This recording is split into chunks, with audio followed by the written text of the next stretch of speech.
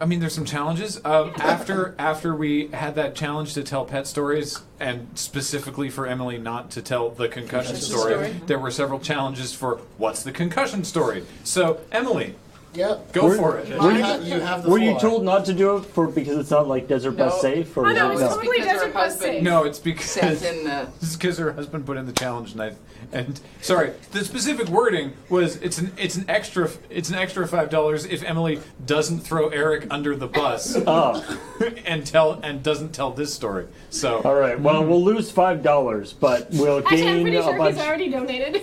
Too late now. Thank you, Dr. McCaskey, for that $100. Yeah. Thank you. So, the short version of the story, which is what the lovely nurse at Vancouver General got out of my very bad stuttering because I had a concussion, was my husband kicked me in the head. I was already laughing. Now, the thing about what happened is, so Mia and I, and Mia, who's been on Desert Bus many a time, shared an apartment together when I was in what was supposed to be the last year of seminary, and she was in an archivist school, and I would go back and forth between Vancouver and Victoria. Well, Christmas Eve, Eric was over, her boyfriend Quinlan was over, and Eric and I had just transferred onto a portable hard drive a copy of The Hogfather to take to his father's place to watch together on Christmas Eve. But the thing is, we had a 14-week-old kitten. His name is Gilles, and he is adorable. Veal? Gilles. Oh. Gial. Because at some point in the Star Wars multiverse, they gave Admiral Akbar a first name, which is why we have Admiral Gilles Catbar. Oh, look, it got to work! There's $720,000. It's a Wingdings moment. That's a real number I just said out loud. And it's gone. And it's gone.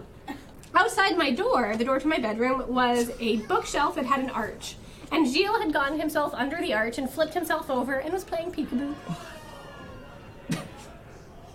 And it's so adorable. So I'm just leaning down on the floor playing with this kitten as Eric is trying to get out of the room and assumes, rightly, that I'm playing with a kitten, I'm not going anywhere fast. So he just kind of stepped back and then leapt over me. And I stood up. Ooh. And this part of my head made contact with the narrowest part of his chin. Now, my husband, he's not a big guy, but he's fairly broad. He is built like a proper Ukrainian peasant, designed for carrying around large sacks of grain and potatoes. And I took that weight at speed in my head and just went sprawling on the ground, holding my head. Eric went bus over tea kettle and trying to carefully cradle this poor hard drive in his arms, not realizing that it wasn't secured, and slid out of the case and went tumbling around the room towards Quinlan in the middle of the couch with his laptop, his MacBook open, who caught it in one hand and commented, "Huh, that's a weird looking cell phone." That's not a cell phone. And Mia, standing in the doorway of the kitchen, watching this whole thing happen, just bursts out laughing, because I'm on the floor holding my head, Eric is sprawled, and Quinlan's going, "What is this?" And the kitten just kind of wanders away. And not long after, we actually figured out, about a week later, that this was quite a bad concussion, and I show up at the hospital.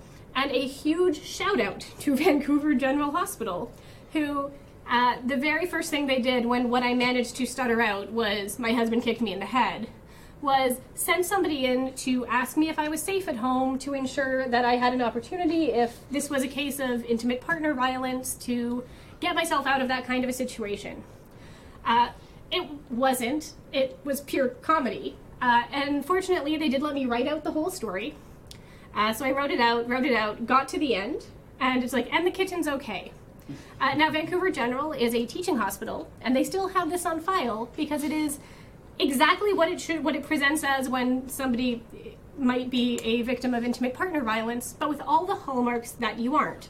Because nobody has third-party witnesses. No one has a story that is that unique. And nobody is more concerned about the kitten than their head. And that is the concussion story. Thank you, Anna.